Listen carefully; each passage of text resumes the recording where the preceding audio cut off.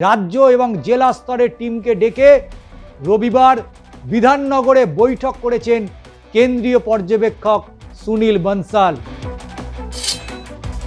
বাড়ি, শৌচালয়, বিনামূল্যে রেশন, রান্নার গ্যাস, পিএম কিষাণ সম্মান নিধি টাকা, নলবাহিত পানীয় জল সহ যে সমস্ত প্রকল্প সুবিধা সরাসরি কোনো ব্যক্তি বা পরিবারের কাছে পৌঁছায় সেগুলোকেই হিসেব রাখা হয়েছে।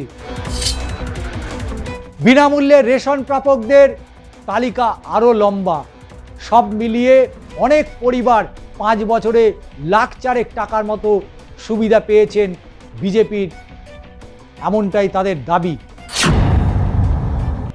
মধ্যপ্রদেশ, রাজস্থান এবং ছত্তিশগড় এই 3টি রাজ্যে লাভার্থী সম্পর্কে অভিযানই বিজেপির জয়ের কারিগর বলেই মনে করেছেন কেন্দ্রীয় নেতৃত্ব।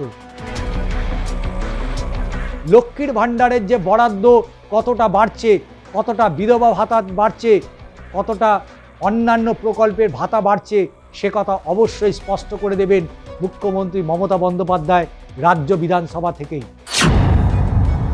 বর্তমানে মা বোনেরা হাতে হাতে গরমাগরম সরকারি টাকা পাচ্ছেন এবং আগামীতে পাবেন, তাই এই সিদ্ধান্ত নেওয়ার সময় এসে গিয়েছে। লক্ষ্মীর ভাণ্ডারের পাল্টা মোদির দেওয়া সুবিধার হিসেব বিজেপি 26-এর বিধানসভা নির্বাচনে বাজিমাত করতে পারবে তো, এই প্রশ্নও কিন্তু উঠে আসে। কারণ লক্ষ্মীর ভাণ্ডারের প্রভাব লঘু করতেই মোদির দেওয়া সুবিধার হিসেব এবং 64 লক্ষ বাড়ির দুয়ারে পৌঁছে প্রচারের নির্দেশ ইতিমধ্যেই কেন্দ্রের তরফ থেকে দিয়েছে রাজ্য বিজেপিকে। পশ্চিমবঙ্গে কেন্দ্রীয় প্রকল্পের সুবিধা কারা পেয়েছেন সেই তালিকা ইতিমধ্যেই বিজেপি নেতাদের হাতে পৌঁছে গিয়েছে। কেন্দ্রীয় সরকার সেই তালিকা তৈরি করে পাঠিয়েছে নাকি অন্য একটি সংস্থা কেন্দ্রের সঙ্গে সমন্বয়ের মাধ্যমে তৈরি করেছে তা এখনও তো স্পষ্ট হয়নি বঙ্গ বিজেপির নেতাদের কাছে। তবে লক্ষ্মীর ভাণ্ডার লাভার্থী লড়াই শুরু। ক্ষমতায় এলে মহিলাদের জন্য লক্ষ্মীর ভাণ্ডারের চেয়ে বেশি অর্থমূল্যের প্রকল্প ঘোষণা করা হবে। রাজ্য বিজেপির একাধিক নেতা একাধিকবার এই আশ্বাস শুনিয়েছেন, কিন্তু তাতে এ রাজ্যের বিজেপি ভোট কি বেড়েছে? বিজেপি নেতৃত্ব একেবারে এ বিষয়ে নিশ্চিত নন। তাই এবার নিশ্চয়তা সুলুক সন্ধানের জোর কি দেওয়া হবে সে কথা পরে হবে। ইতিমধ্যেই নরেন্দ্র মোদী সরকার কি দিয়েছেন সেই হিসেব তুলে ধরা হবে বাড়ি বাড়ি, এবং এমনটাই কেন্দ্রীয় নেতৃত্বের নির্দেশ। 5 বছরে লক্ষ্মীর ভাণ্ডার বাবদ কত টাকা পেয়েছেন আর কেন্দ্রীয় প্রকল্প থেকে কত টাকা আপনারা পাচ্ছেন, 64 লক্ষ পরিবারের কাছে গিয়েছে, সেই তুলনা তুলে ধরার নির্দেশ ইতিমধ্যেই দিল্লি থেকে পৌঁছে গিয়েছে বঙ্গ বিজেপির নেতাদের কানে। এখন তারা মাঠে ময়দানে নামবে, জোর কদমে চালাবে প্রচার। কারণ 64 লক্ষ পরিবার মানে 2 কোটি ভোটার। বাড়ি বাড়ি পৌঁছে এই ভোটারদের সঙ্গে কথা বলে এদের সিংহভাগের ভোট যদি বিজেপি নিজের খাতায় জমা করতে সফল হয় তাহলে ভোটের হিসেব অনেকটাই বদলে যাবে বলে বিজেপির নেতৃত্ব মনে করছেন। সিঁদুরে যেন মেঘ দেখছে বিজেপি। কারণ রাজ্য জুড়ে লাভার্থী সম্পর্কের অভিযান শুরু করছে বঙ্গ বিজেপি ব্রিগেড। তার জন্য আলাদা আলাদা কমিটি পর্যন্ত গড়ে দেওয়া হয়েছে। জেলাভিত্তিক টিম গঠন ইতিমধ্যেই সম্পূর্ণ।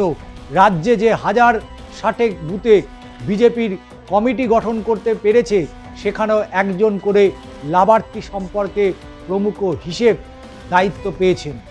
এবার তাদের মাঠে নামানোর সময় এসে গিয়েছে, আর তাই রাজ্য এবং জেলা স্তরের টিমকে ডেকে রবিবার বিধাননগরে বৈঠক করেছেন কেন্দ্রীয় পর্যবেক্ষক সুনীল বনসাল। ছিলেন রাজ্য সভাপতি শ্রমিক ভট্টাচার্য এবং সংগঠন সম্পাদক অমিতাভ চক্রবর্তী।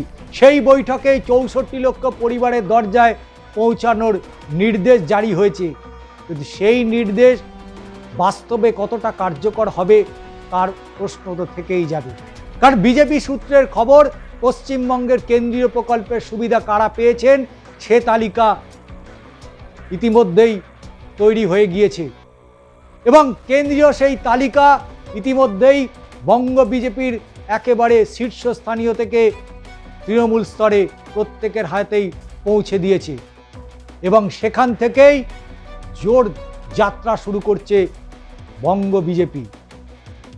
তবে পারবে কি লক্ষ্মীর ভাণ্ডার বিকল্প প্রকল্প বিজেপি এই প্রতিশ্রুতি কতটা বাস্তবায়ন হবে? কারণ প্রতিটি শক্তি কেন্দ্র, বিশেষ করে কতজন নানান কেন্দ্রীয় প্রকল্পের সুবিধা পেয়েছেন, কোন পরিবার কটি প্রকল্পের সুবিধা পেয়েছেন, তাদের নাম, ঠিকানা, ফোন নম্বর কি সব তথ্যই সংগঠন হাতে তুলে দেওয়া হয়েছে। এ তো একেবারে যুদ্ধকালীন প্রস্তুতি। কারণ পশ্চিমবঙ্গে 82 লক্ষের মতো পরিবার নানান কেন্দ্রীয় প্রকল্পের সুবিধা পেয়েছে বলে বিজেপি দাবি করেছে। তার মধ্যে 18 লক্ষের মতো পরিবার যারা সংখ্যালঘু সম্প্রদায়। বাকি 64 লক্ষ হিন্দু। বিজেপির হিসাব অনুযায়ী এই লাভার্থী হিন্দু পরিবারগুলির মধ্যে 42 লক্ষ পরিবার এমন যেগুলি অন্তত 3টি কেন্দ্রীয় প্রকল্পের সুবিধা পেয়েছেন। তবে 35 লক্ষ পরিবার এমন যেগুলি 5টি কেন্দ্রীয় প্রকল্পের সুবিধা পেয়েছেন। গ্রাম সড়ক যোজনার মতো যে সমস্ত প্রকল্প কারোর ব্যক্তিগত সুবিধার তালিকায় পড়ে না, সেগুলো তালিকাও রাখা হয়নি। বাড়ি, শৌচালয়, বিনামূল্যে রেশন, রান্নার গ্যাস, পিএম কিষাণ সম্মান নিধি টাকা, নলবাহিত পানীয় জল সহ যে সমস্ত প্রকল্প সুবিধা সরাসরি কোনো ব্যক্তি বা পরিবারের কাছে পৌঁছায়, সেগুলোকেই হিসেব রাখা হয়েছে। কারণ মুখ্যমন্ত্রী মমতা বন্দ্যোপাধ্যায়ের দেওয়া এই লক্ষ্মীর ভাণ্ডার ও সরাসরি ব্যক্তির হাতেই পৌঁছায়, একথা স্পষ্টত বুঝে গিয়েছেন বঙ্গ বিজেপি এবং অবশ্যই কেন্দ্রীয় নেতৃত্ব।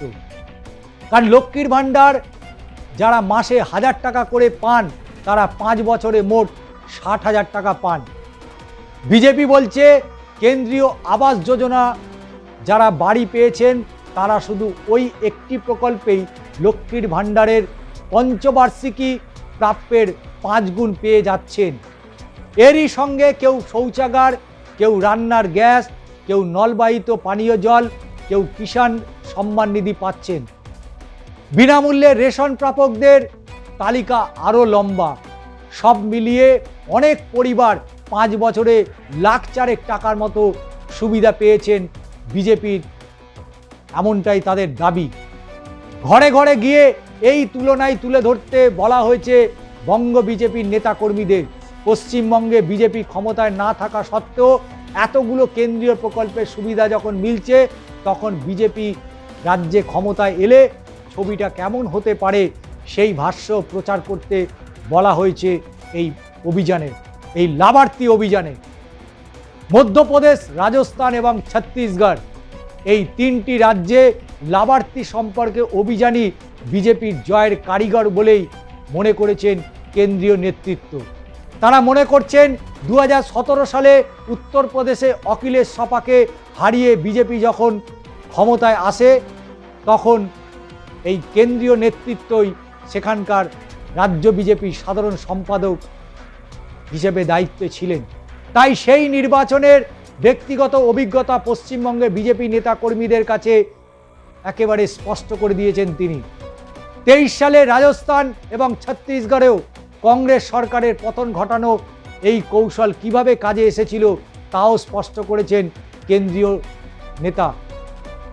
তবে আপাতত সবচেয়ে বেশি জোর দিতে বলা হয়েছে এই লাভার্থী কর্মসূচিতেই।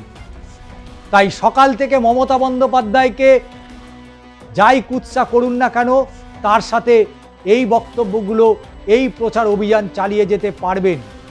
তবে মমতা বন্দ্যোপাধ্যায় 2021 সাল থেকে লাগাতার এই লক্ষ্মীর ভাণ্ডার দিয়ে আসছেন। অনেকেই ওয়েটিংয়ে আছেন তারা লক্ষ্মীর ভাণ্ডার পাওয়ার জন্য। তবে আশা করা যায়, যে কথাটা এর আগের ভিডিওতে আমি বলেছি, যে 31শে জানুয়ারি থেকে 4 ফেব্রুয়ারি পর্যন্ত রাজ্য বিধানসভায় ভোট অন অ্যাকাউন্ট বাজেট পেশ করবেন শেষবারের মতো মমতা বন্দ্যোপাধ্যায়। এবং সেই বাজেটে লক্ষ্মীর ভাণ্ডারের যে বরাদ্দ কতটা বাড়ছে, কতটা বিধবা ভাতা বাড়ছে, কতটা অন্যান্য প্রকল্পের ভাতা বাড়ছে সে কথা অবশ্যই স্পষ্ট করে দেবেন মুখ্যমন্ত্রী মমতা বন্দ্যোপাধ্যায় রাজ্য বিধানসভা থেকেই। তবে এই লক্ষ্মীর ভাণ্ডারের লড়াইয়ের পাল্টা লাভার্থী কতটা কার্যকরী হবে, কতটা সুফল তুলে দিতে পারবে বঙ্গ বিজেপির নেতাকর্মীরা, তার উত্তর অবশ্যই সময় মিলবে। তবে মানুষ আজকে যেটা পাচ্ছে আগামীকাল কোনটা পেতে পারে সে প্রসঙ্গে অবশ্যই তাদের সিদ্ধান্ত তারা নেবেন। তবে লক্ষ্মীর ভাণ্ডারের বিকল্প লাভার্থী কি হতে পারেন? লক্ষ্মীর ভাণ্ডারের বিকল্প কি লাভার্থী হতে পারে? কারণ এ রাজ্যে এ দেশে গত 2 দশক নয় হলেও গত প্রায় 1 দশকের কাছাকাছি কেন্দ্রের বিজেপি মোদীর সরকার, এবং তিনি যেভাবে 2014 সালে ক্ষমতায় আসার আগে তিনি যেভাবে বলেছিলেন যে প্রতিটা ভারতবাসীর ব্যাংক অ্যাকাউন্টে 15 লক্ষ টাকা পৌঁছে গিয়েছে, সেই টাকা আজও পৌঁছয়নি, এখনও হয়তো রাস্তায় রয়েছে, হয়তো কোনো দিন আসবে আপনার অ্যাকাউন্টে। তিনি বলেছিলেন যে বছরে 2 কোটি মানুষের চাকরি হবে, তবে একথা আমার জানা নেই, একথা আপনারা বলতে পারবেন। আপনার পাড়া মহল্লায় কত লোক কেন্দ্রীয় সরকারি কর্মচারী হিসাবে নিযুক্ত হয়েছেন বা নতুন চাকরিতে তারা যোগ দিয়েছেন? আপনাদের মনে করিয়ে দিই 2016 সালের সেই ডিমনিটাইজেশন হঠাৎ মোদি মাথায় কি চিন্তা এলো জানি না, প্রধানমন্ত্রী রাত 12টার সময় সিদ্ধান্ত নিলেন আর 1000 টাকার নোট ভারতবর্ষে কোথাও চলবে না, অর্থাৎ এই 1000 টাকার নোট সম্পূর্ণরূপে ব্যান্ড করে দেওয়া হলো। তারপরে এলো আধার কার্ড। এই আধার কার্ড নিয়ে মানুষকে চরম হয়রানি, চরমভাবে যেভাবে দিনের পর দিন লাইনে দাঁড়িয়ে থাকতে হয়েছে, সেই আধার কার্ড আজ ব্রাত্য হয়ে গিয়েছে। কারণ এসআইআরে আধার কার্ডের কোনো জায়গায় রাখেনি প্রথমে নির্বাচন কমিশনার জ্ঞানেশ কুমার। তবে সুপ্রিম কোর্টের গুঁতোয় খানিকটা হলেও বরফ গলেছে। তারপরে তিনি বললেন যে বিদেশ থেকে কালো টাকা নিয়ে আসতে হবে, কালো টাকা যারা আমদানি রপ্তানি করছেন তাদেরকে গারদের ভেতরে পুড়তে পারবো, এবং তাদেরকে আজও কি পুড়তে পেরেছে? আজকে বড় বড় যারা ভারতবর্ষের টাকা লুট করে নিয়ে চলে গিয়েছে, সেই মেহুল চোকসি থেকে শুরু করে বড় বড় ব্যবসায়ীরা, তাদেরকে আজও ফেরাতে পারেনি নরেন্দ্র মোদীর সরকার। যে কথা তারা বলেন আদৌ সে কথা তারা রাখতে পেরেছেন কিনা তার উত্তর রাজ্যের মানুষই দিতে পারবেন। যে গ্যাসের কথা বলা হচ্ছে, আপনারা জানেন প্রতিদিন যেভাবে গ্যাসের দাম ঊর্ধ্বমুখী হয়েছে, সাধারণ মানুষের নাভিশ্বাস উঠছে, কারণ রোজগার কমে গিয়েছে করোনার পর থেকে, এবং তারপরেই যেভাবে গ্যাসের দাম বৃদ্ধি হচ্ছে, পেট্রোল ডিজেলের দাম যেভাবে বৃদ্ধি হচ্ছে, তাতে কোনো রকম কোনো লাগাম নেই।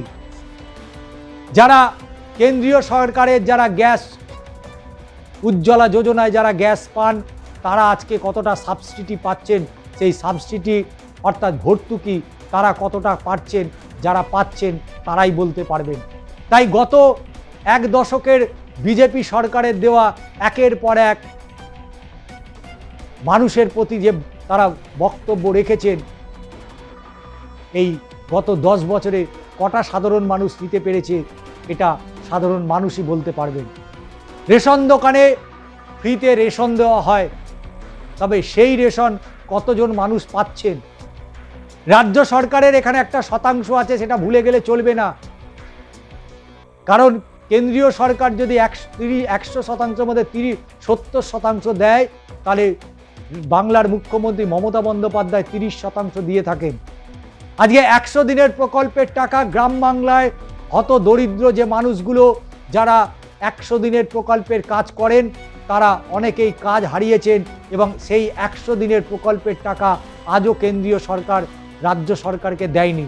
তবে রাজ্য সরকার নিজের তহবিল থেকে সেই টাকা এই 100 দিনের প্রকল্পে যারা কাজ করেছেন তাদের হাতে তুলে দিয়েছেন। তাই অবশ্যই এই গাল ভরা গল্পতে পা না দিয়ে অবশ্যই ভাবুন যে গত 15 বছরে এ রাজ্যের মমতা বন্দ্যোপাধ্যায় আপনাদের কি দিয়েছেন, এবং গত 10 বছরে কেন্দ্রের নরেন্দ্র মোদী সরকার আপনাদের কি দিয়েছেন। তাই 26-এর বিধানসভা নির্বাচনে দেনা পাওনার ব্যাপারটা অবশ্যই বুঝে নিতে হবে। তার কারণ একটা, যে আগামী 5 বছর এ রাজ্যের কাদের হাতে থাকবে এবং এ রাজ্যের মানুষ আগামী 5 বছর কিভাবে তাদের জীবনযাপন করবেন, শিক্ষা, স্বাস্থ্য, বাসস্থান কতটা সুনিশ্চিত হবে, আগে ছিল না আগামী দিনে বিজেপি তা সুনিশ্চিত করবে, সেটা আপনাদের উপরে নির্ভরশীল। তবে লক্ষ্মীর ভাণ্ডার এবং লাভার্থীর এই দুই যুযুধান শিবির, অর্থাৎ মোদি এবং দিদির লড়াই, বিজেপি এবং তৃণমূলের লড়াই, এবং অবশ্যই লক্ষ্মীর ভাণ্ডার বনাম লাভার্থীর লড়াই, শেষমেশ জয়ের হাসি কে হাসবে সেটা অবশ্যই 26-এর বিধানসভা নির্বাচনের ফলাফলের পরেই স্পষ্ট হয়ে যাবে। দেখতে থাকুন দাদা দিদির রাজনীতি, এবং অবশ্যই আপনাদের মূল্যবান যে বক্তব্য, অবশ্যই সেটা আমাদের পক্ষে নাও হতে পারে, তবে তবুও আপনার মতামত জানান এবং সেই মতামত অবশ্যই আমরা পাথেয় করে আগামী দিনে নতুন ভিডিও আপনাদের সামনে উপস্থাপন করব।